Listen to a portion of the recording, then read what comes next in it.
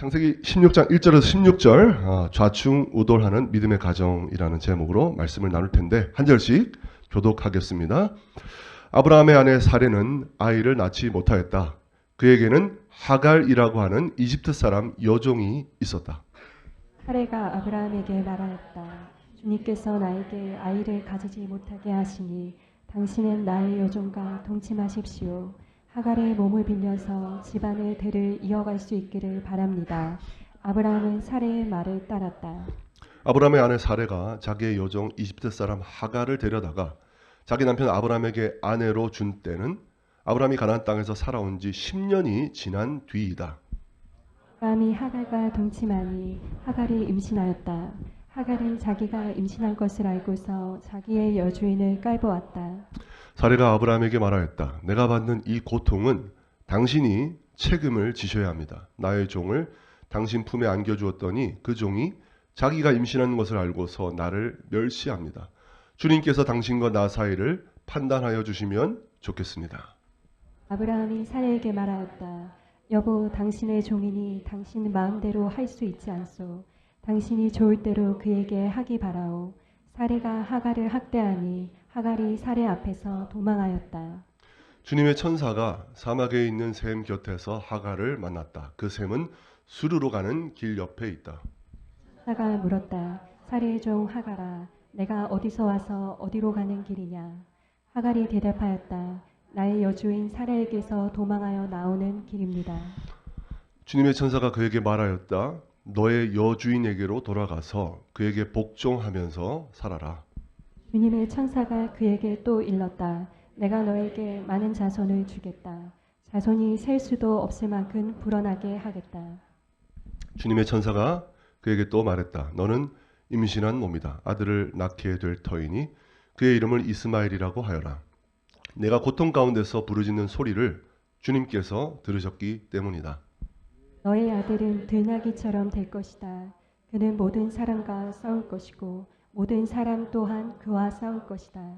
그는 자기의 모든 친족과 대결하며 살아가게 될 것이다.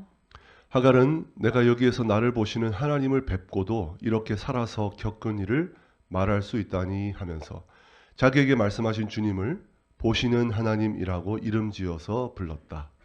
그래서 그 샘 이름도 부엘라 헤로이라고 지어서 부르게 되었다.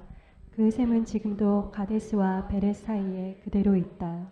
하갈과 아브라함 사이에서 아들이 태어나니 아브라함은 하갈이 낳은 그 아들의 이름을 이스마엘이라고 지었다. 하갈과 아브라함 사이에 이스마엘이 태어날 때에 아브라함의 나이는 86이었다. 아멘. 네, 얼마 전에 저는 그 바둑 천재 이세돌 구단이 어떤 TV 프로그램에 나와서 자신이 살아온 인생과 또 바둑 이야기를 하는 것을 본 적이 있습니다. 본인이 이 바둑을 계속 두면서 깨닫게 된 것은 이 바둑판이 우리의 인생과 너무 닮아 있다. 그것을 자기는 깨닫고 배우게 되었다고 말을 하는 것이었습니다. 그래서인지 우리가 일상에서 쓰는 말들을 보면 바둑 용어들을 우리가 자주 사용하고 있다는 것을 알 수 있습니다. 어떤 단어들이 있을까요? 여러분, 미생이라는 단어, 호구라는 단어, 그 다음에 꼼수, 그 다음에 승부수. 이게 다 우리가 뭐 뉴스라든지 일상에서 쓰이는 말인데 이게 다 바둑에서 온 용어들이라는 것입니다. 이처럼 우리 일상에서 우리 인생이 바둑과 비슷하기 때문에 이런 용어들이 겹치게 되는데요. 그런데 이세돌 구단은 이러한 그 바둑 용어들 가운데서 가장 좋아하는 단어가 있다고 했습니다. 여러분, 그 단어가 무엇이었을까요? 저는 당연히 승부수나 신의 한수 이런 것을 꼽을 줄 알았는데 놀랍게도 이세돌 구단이 가장 좋아하는 단어는 그런 게 아니라 패착이었다라는 것입니다. 패착. 여러분, 패착이 무슨 뜻인지 한번 다 같이 읽겠습니다. 시작. 패배의 원인이 된 결정적 악수. 이세돌 구단은 늘 이겼으니까 이런 말은 싫어할 줄 알았는데 오히려 그 사람은 패착이라는 말을 가장 좋아했다는 것입니다. 왜 그런가? 인생을 살아가다 보면 내가 왜 실패했는지 그 원인을 분명하게 찝어내기가 정말 어려운 경우가 많다는 것입니다. 하지만 바둑은 그렇지 않더라는 것입니다. 패배한 경기를 다시 꼼꼼히 복습해 보면 내가 어디서 잘못했는지, 어디서 결정적 실수를 했는지 그것을 명확하게 알 수 있게 되었다는 것입니다. 그렇게 그 패착을 발견하게 되면 다음부터 어떻게 할까요? 그런 패착을 반복하지 않기 위해서 자기를 고치고 생각을 고치고 보완할 수 있게 되더라는 것이죠. 우리들은 살아가면서 늘 바른 결정, 올바른 선택만을 하며 살아가면 좋겠지만 그렇지 못할 때가 많다는 것입니다. 어떨 때는 정말 패착이라고 할 수 있는 큰 실수, 큰 실패를 저지르기도 한다는 것입니다.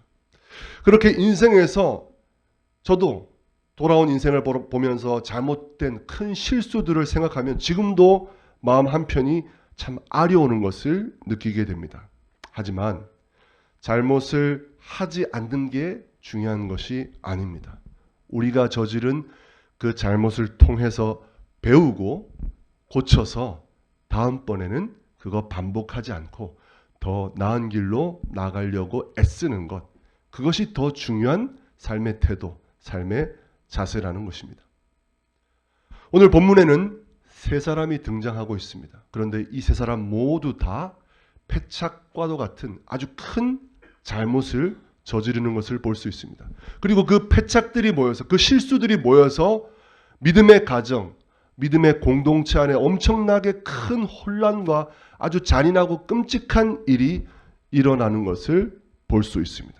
큰 실패가 찾아온 것이죠. 오늘 우리들은 사레, 아브람, 하갈이 구체적으로 어떤 잘못을 저질렀는지, 즉 어떤 패착을 하고 있었는지 살펴보려고 합니다. 그리고 우리 인생에서 이들과 같은 패착을 반복하지 않기 위해서는 우리가 어떻게 해야 되는가, 그것을 함께 생각해 보는 시간을 갖도록 하겠습니다. 먼저 살펴볼 인물은 사레입니다. 우리 1절 말씀 다시 읽겠습니다. 시작. 아내 아내 사레는 아이를 낳지 못하였다. 그에게는 그에게는 하갈이라고 하는 이집트 여종이 있었다. 사실 아브라함의 가정에는 큰 문제라고 할 만한 것이 없었습니다. 그런데 딱 한 가지, 바로 불임의 문제가 계속해서 발목을 잡고 있었습니다. 이 문제는 시간이 흐른다고 잊혀지거나 사라지는 것이 아니라 시간이 흘러갈수록 더 큰 고통이 되어 그 가정을 어지럽히고 있었던 것입니다. 결국 사레는 자신이 직접 나서서 이 문제를 해결하려고 하는 것을 알 수 있습니다. 우리 2절 말씀 읽겠습니다. 시작. 사레가 아브라함에게 말하였다. 주님께서 나에게 아이를 가지지 못하게 하시니 당신은 나의 여종과 동침하십시오. 하갈의 몸을 빌려서 집안의 대를 이어갈 수 있기를 바랍니다. 여러분, 고대 사회에서 대리모를 통해서, 대리 여인을 통해서 자녀를 낳는 것은 오늘날도 있지만 그때는 더 흔한 일이었습니다. 하지만 우리가 여기서 놀라운 것은 아브라함이 아니라 어떤 시어머니가 아니라 본처인 사레가 직접 나서서 자기 남편의 대를 잇게 하려고 대리모를 구해다 연결시키고 있다는 것입니다. 참 이것이 정말 놀라운, 깜짝 놀랄 일이라고 생각할 수 있겠습니다. 그만큼 사레는 문제가 닥치면 적극적으로 문제를 해결하는 유형의 사람이라는 것을 알 수 있습니다. 사레는 매우 주도적인 성격을 갖고 있고 그렇기 때문에 언제나 결정하고 추진하고 실행하는 성격의 사람이라는 것입니다. 근데 문제는 지금 사레의 마음 상태가 어떻냐는 것입니다. 여러분, 고대 사회에서 여성이 자녀를 갖지 못했다, 아이를 낳지 못했다, 이것은 너무나 큰 고통이고 엄청난 수치였습니다. 그런데 바로 그런 마음의 큰 고통이 이제 사라의 믿음까지 흔들리게 만들었다는 것을 우리가 볼 수 있습니다. 다시 2절 말씀을 보시면 사라가 이렇게 말하죠. 주님께서 나에게 아이를 가지지 못하게 하시니. 불임의 모든 고통과 원인을 지금 누구에게로 돌리고 있는 것입니까? 하나님께로, 주님께로 돌리고 있는 것입니다. 물론 사례가 얼마나 힘들었는지, 얼마나 슬펐는지, 얼마나 고통스러웠는지 우리는 충분히 이해할 수 있습니다. 하지만 결과적으로 사례는 그 고통과 아픔 때문에 낙심에 사로잡히게 되고, 그리고 결과적으로 하나님을 신뢰하는 것에 실패하고 있었다는 것입니다. 결국 사라의 패착은 무엇이라고 할 수 있을까요? 사라의 패착은 마음이 상해 있고, 그래서 뭐가 흔들리고 있을 때? 믿음이 흔들리고 있을 때, 바로 그때 중대한 결정을 내리고 실행했다. 바로 이것이 사례의 패착이었다는 것입니다. 여러분, 문제가 닥쳐서 결정을 내려야죠. 그런데 그 중대한 결정을 내려야 할 때, 그럼에도 불구하고 우리가 먼저 해야 할 것은 무엇인가? 내가 하나님과 어떠한 관계에 있는가? 이것을 먼저 점검해야 한다는 것입니다. 내가 지금 하나님과 신뢰 관계에 있는가? 지금 내가 하나님과의 관계가 흔들림이 없는가? 아닌가? 우리가 그것을 살펴야 한다는 것입니다. 만약 우리가 그러한 상태에 있지 못하다면 힘들겠지만 선택과 결정을 일단 잠시 유보하는 것이 더 지혜로울 수 있습니다. 내 마음이 낙심되고 내 믿음이 흔들리고 있는데도 우리가 어떠한 중요한 선택을 밀어붙이고 결정을 하게 되면 그것이 패착이 될 가능성이 매우 크다라는 것입니다. 그러므로 여러분, 중요한 선택과 결정의 순간이 찾아오면 여러분 가장 먼저 하나님 앞으로 달려가는 여러분 되시기 바랍니다. 정직하고 객관적으로 하나님 앞에서 여러분의 마음을 깊이 들여다보시기 바랍니다. 그리고 무너진 부분이 있다면 하나님과의 관계를 회복하는 일에 힘쓰시기 바랍니다. 물론 여러분, 그렇게 한다고 하나님께서 나타나셔서 이 길로 가라, 이것을 선택해라, 저것을 해라, 여러분 그렇게 명확하게 가르쳐 주시지는 않으실 것입니다. 하지만 중요한 것은 적어도 우리가 그렇게 할 때에 인생에서 패착과도 같은 중대한 실수를 저지르는 것을 피할 수 있게 된다는 것입니다. 그리고 우리가 그렇게 어떤 결정을 내리든지 간에 우리가 믿음 안에서 내린 결정은 결과적으로 우리에게 무엇을 가져다 주느냐? 여러분이 회복된 관계 안에서 믿음으로 결정을 내리게 될 때 그 선택이 좋았느냐 나쁘냐를 떠나서 믿음 안에서 결정하게 될 때 그것은 여러분에게 반드시 흔들림 없는 담대함과 평안을 가져다 줄 믿습니다. 그리고 여러분이 평안과 믿음 가운데 결정하고 걸어가게 될 때에 하나님께서 여러분을 지키시고 인도해 주시는 것을 반드시 경험하게 될 줄 믿습니다. 우리 이사야 26장 3절에서 4절 말씀 함께 읽겠습니다. 이사야 26장 3절에서 4절 말씀. 제가 한번 읽겠습니다. 주께서 심지가 견고한 자를 평강하고 평강하도록 지키시리니 이는 그가 주를 신뢰함이니이다.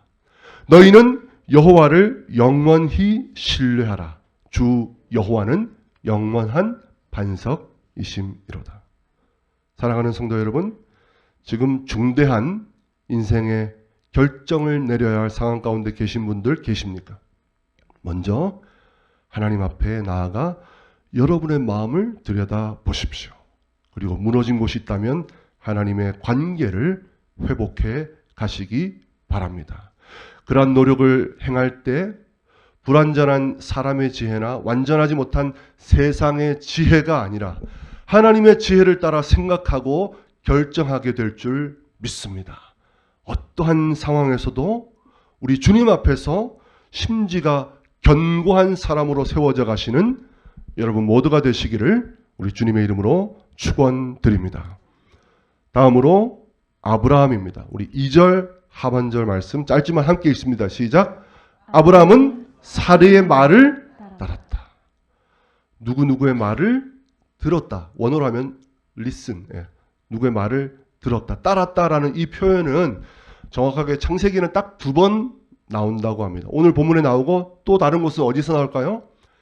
창세기 3장에서 나온다는 것입니다. 거기 누가 아담이 하와의 말을 듣고 열매를 먹은 것입니다.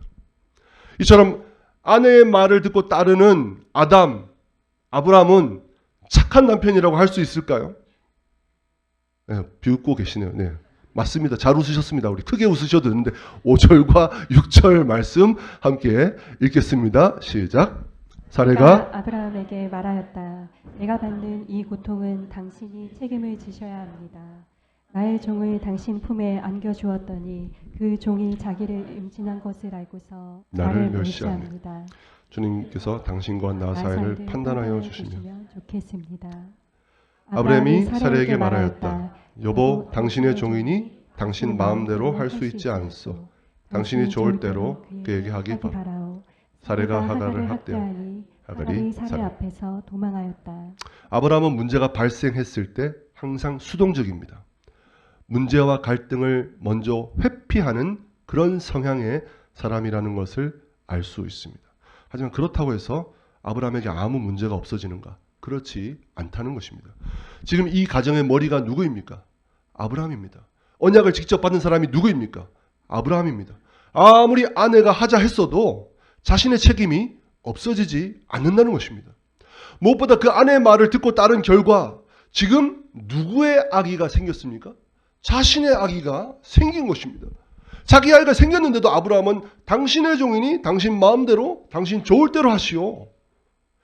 자신의 아이가 있는데도 모르는 척하고 아무 자기 일은 상관없다는 듯이 무책임한 말을 하고 있는 것입니다. 착한 것이 아니라 악을 행하고 있는 것입니다. 겉보기에는 사례가 못된 사람처럼 보이겠지만 아니요. 한 가정의 책임자로서 방관만 하고 있는 것은 오히려 더 무책임하고 악한 행동일 수 있는 것입니다. 이제 임신한 하갈은 광야 한가운데로 쫓겨나게 될 텐데 그러면 산모와 아기가 같이 죽을 수도 있는데 아브라함은 내 일이 아닌 척, 모른 척 하고 있는 것입니다. 그러므로 아브라함의 패착은 무엇입니까? 자신에게 책임이 주어져 있으면서도 그것을 끝까지 외면하고 회피하면서 다른 사람에게 떠넘긴 것이 바로 아브라함의 패착인 것입니다. 이 패착 때문에 믿음의 가정 안에 엄청난 폭력과 생명을 죽이는 잔인하고 끔찍한 일이 일어나게 된 것입니다. 아니요, 내가 그런 게 아닙니다. 저는 그냥 가만히 있었어요. 여러분, 그렇게 말해도 소용없습니다. 아브라함의 책임이 절대 면제될 수 없습니다. 오히려 더 크게 책임을 져야 할 사람은 아브라함인 것입니다. 어려운 문제가 찾아오면 대부분의 사람들은 문제를 직면하기보다는 피하려고 합니다. 하지만 그 문제를 피하고 모른 척하고 방치하고 내버려 두는 것도 나의 선택과 결정이었다는 것을 잊어서는 안 되겠습니다. 그래서 그 결과의 책임은 오롯이 누구의 것이냐? 바로 나의 몫이 된다는 것입니다. 물론 책임지는 것은 너무 스트레스가 되고 너무나 무겁고 힘든 일이죠. 그래도 문제를 직면하려는 노력을 해야 합니다. 결과가 좋을 때도 그렇지만 결과가 나쁠 때도 책임지려는 자세가 필요합니다. 왜냐하면 그것이 하나님께서 기뻐하시는 태도이기 때문입니다. 다윗이 아들 압살롬을 피해서 도망을 치게 되었습니다. 그때 사울 왕의 친척 중에 한 사람인 누구? 시므이가 쫓아오면서 돌멩이를 던지면서 흙을 던지면서 다윗을 저주했습니다.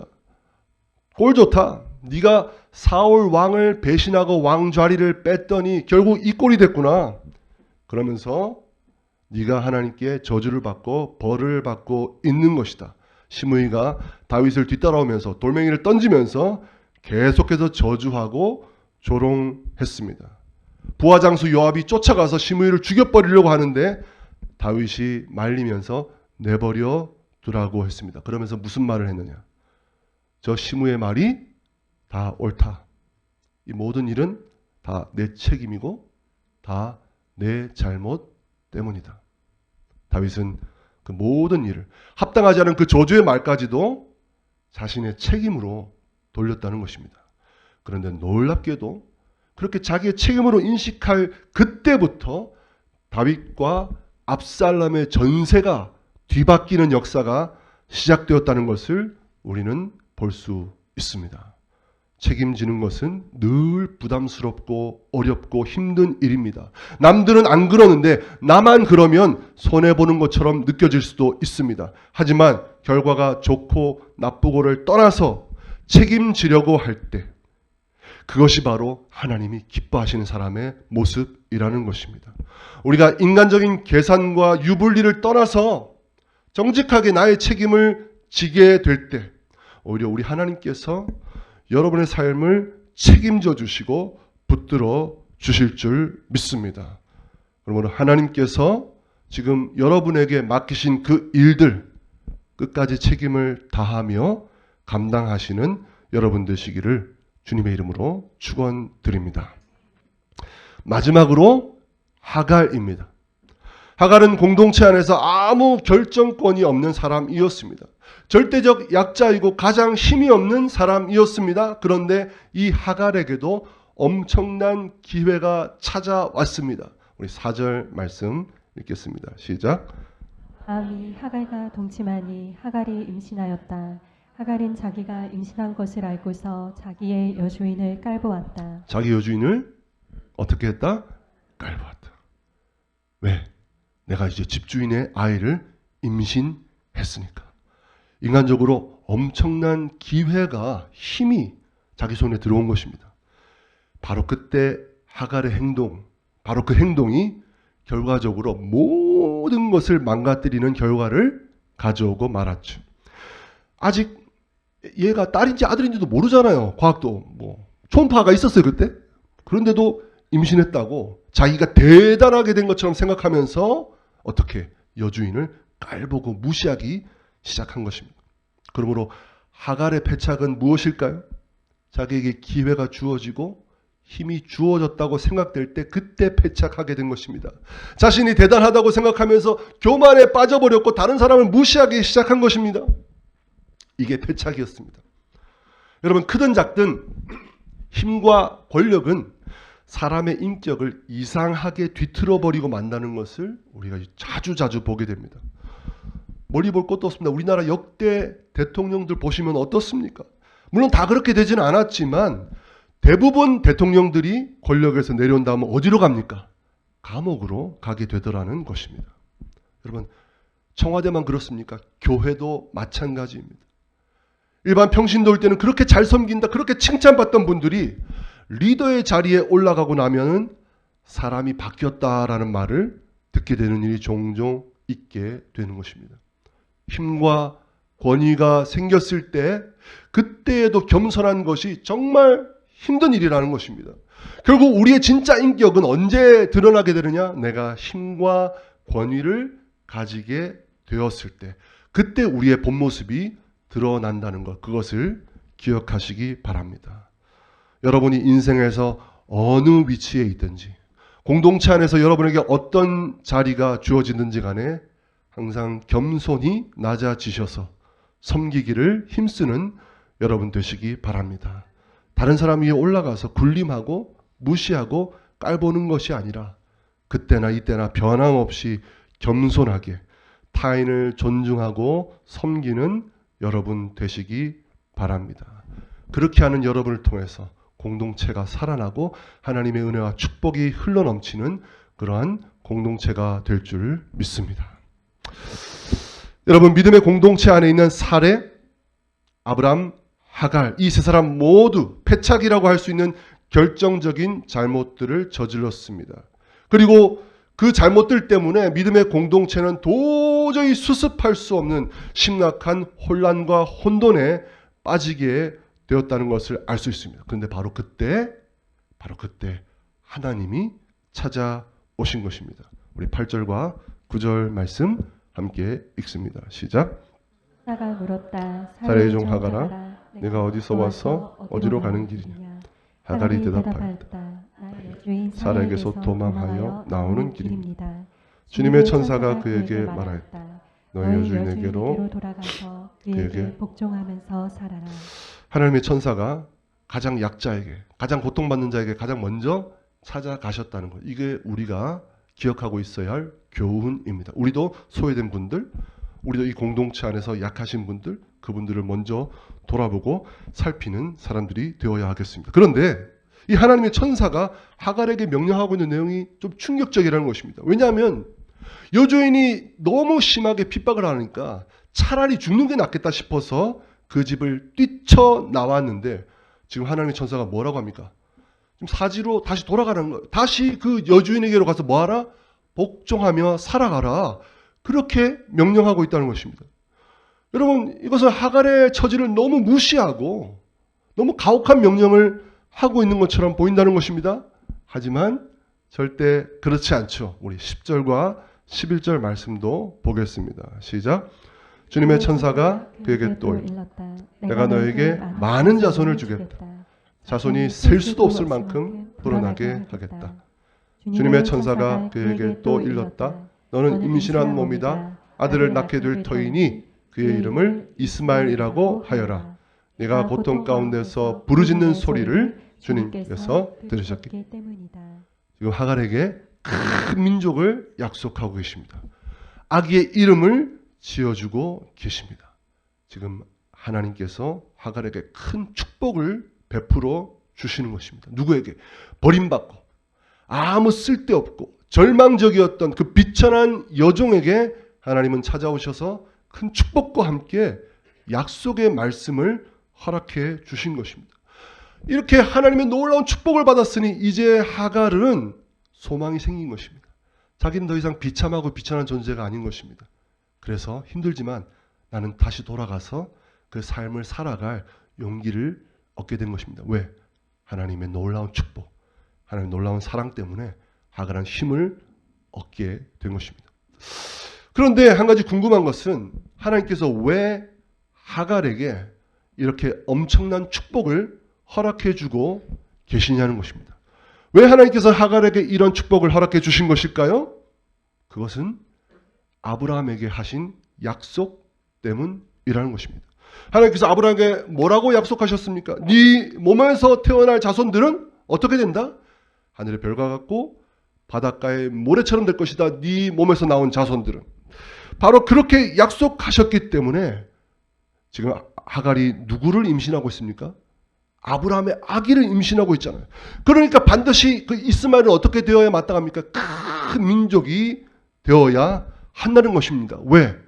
하나님께서 하신 약속 때문에, 하나님의 신실하심 때문에 이스마엘은 반드시 큰 민족이 되어야 한다는 것입니다. 하지만 엄밀하게 말하면 이스마엘은 하나님의 뜻과 방법에 따라서 낳게 된 자식은 아니라는 것입니다. 사례가 인간적인 방법을 동원해서 낳게 된 아이였다는 것입니다.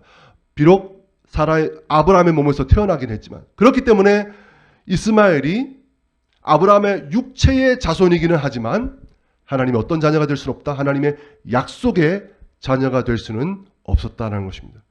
그래서 하나님께서는 이스마엘의 운명에 대해서 이렇게 예언하고 있는 것을 볼 수 있습니다. 우리 12절 말씀 함께 읽겠습니다. 시작. 너의 아들은 들나귀처럼 될 것이다. 그는 모든 사람과 싸울 것이고 모든 사람 또한 그와 싸울 것이다. 그는 자기의 모든 친족과 대결하며 살아. 하나님께서 아브라함에게 약속하신 자손들은 어떤 자손들이 되어야 합니까? 모든 민족, 모든 열방을 어떻게 복되게 하는 자손들이 되어야 하는데 이스마엘은 지금 어떻습니까? 모든 사람과 대결하고 자기 친족과도 대결하며 살아가는 그런 민족이 될 것이다. 즉 이스마엘, 아브라함에게 한 약속 때문에 큰 민족이 될 것이지만 이스마엘은 아브라함의 육적인 자손이나 내가 계획하고 있는 약속의 자손은 아니다. 그것을 12절 말씀을 통해 밝혀주고 있는 것입니다.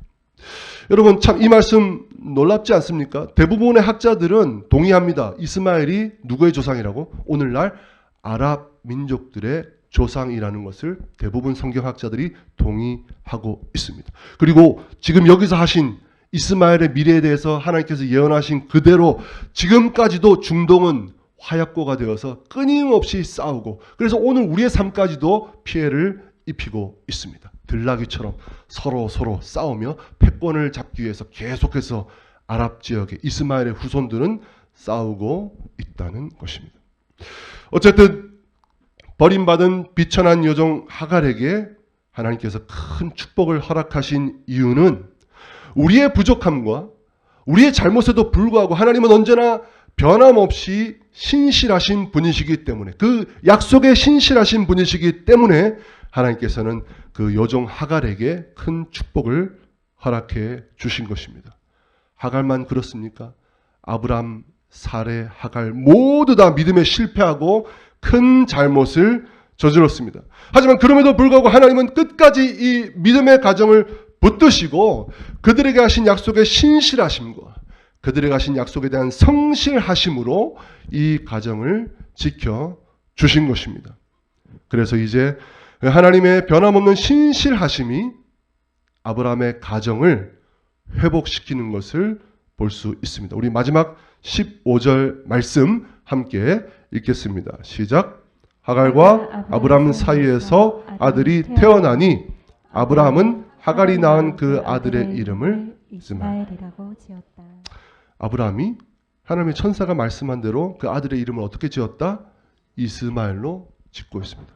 하갈이 하나님의 천사와 했던 모든 일들을 인정해 준 것입니다. 그래서 아브라함이 그 이름을 이스마엘로 지었습니다. 즉 지금 아브라함이 가정의 리더로서 믿음의 영적 제사장 역할을 제대로 수행하고 있는 것입니다. 하갈이 집으로 돌아와서 이스마엘을 낳을 수 있었다는 것은 무엇을 의미합니까?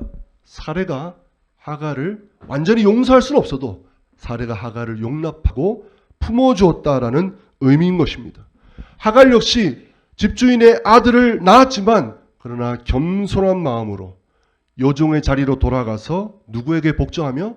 사레에게 복종하면서 권위 아래 살아가는 것을 볼 수 있습니다. 그들의 패착이 가정을 혼돈 속으로 몰아넣었지만 하나님의 신실하심은 모든 것을 회복시키고 제자리로 돌아가게 하고 있다는 것입니다. 여러분, 우리가 인생에서 큰 잘못, 패착을 저지르지 않으면 우리는 어떻게 해야 될까요? 여러분, 신실하신 하나님이 해답인 줄 믿습니다.